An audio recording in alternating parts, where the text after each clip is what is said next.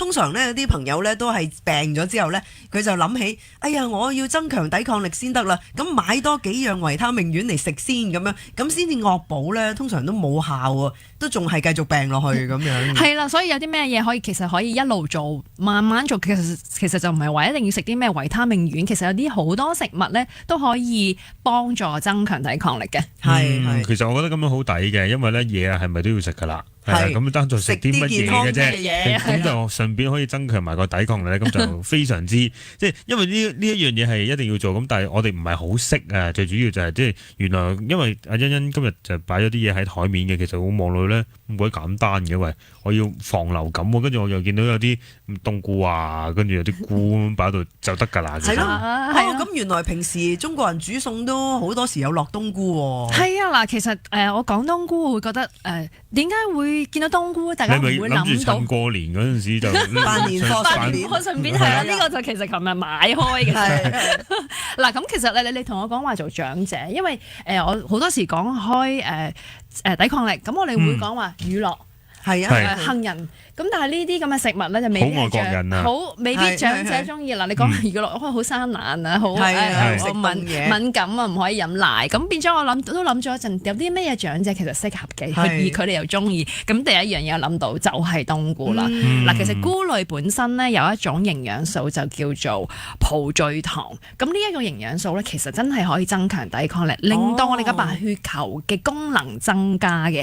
咁大部分菇都會有呢一個營養素，就唔係一定話一啲咩靈芝啊，即係貴嘅嗰種菇先至有。其實普通我哋食開嘅冬菇、乾嘅冬菇或者鮮菇，冬菇我就其實少食，因為咧通常咧我想食嗰時咧已經太遲啦，太遲咁變咗。就算有都可以浸過嘢，跟住仲要燜咁樣就搞好耐。我係煮嗰陣時先想食，咁已經太遲啦。所以我譬如鮮嘅冬菇，咁其實都一樣係有呢一種葡聚糖嘅。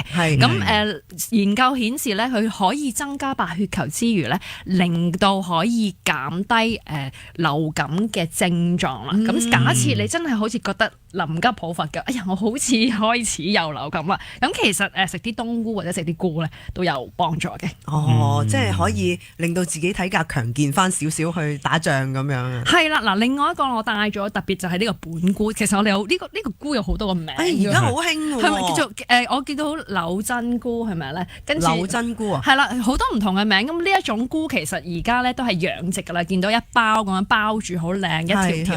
咁細粒咁樣。細粒但係價錢又幾好咯，我覺得。即係你可以其實煮麵又揼啲落去，煮菜又揼啲落去，炒肉又可以劈一啲落去，咁變咗其實可以唔同嘅餸菜都可以加少少菇。嗱，呢一隻菇咧，其實對哮喘人士咧會比較好嘅，可以減低呢個哮喘或者咳嗽嘅症狀嘅。咁所以亦都係啦。咁你煮開菇啦，就唔爭順便落多幾。佢好多時都係日本嘅喎，係咪啊？係啊，我記得日本或者韓國嘅養殖過嚟嘅本菇咯。咁其實我都冇留意邊種係高邊種嘅低，但係因為研究顯示就係根本佢係可以幫助呢個咳嗽嘅症狀，咁所以都係一個好好嘅流感食物嚟嘅。咁但係會唔會要個量好多先至可以達到嗰個效果？即係我煮麵擺幾粒落去咁就已經好好啊？定還是係唔得啊？你要煮成個餸係成個餸清炒一碟咁樣先。嗱，其實佢有呢個功能咧，通常我哋都會講咧食一個正常嘅份量，正常份量就唔係一兩條嘅，咁都係一個正常，即係譬如我哋講緊話半杯，即係我哋。呢個就屬於一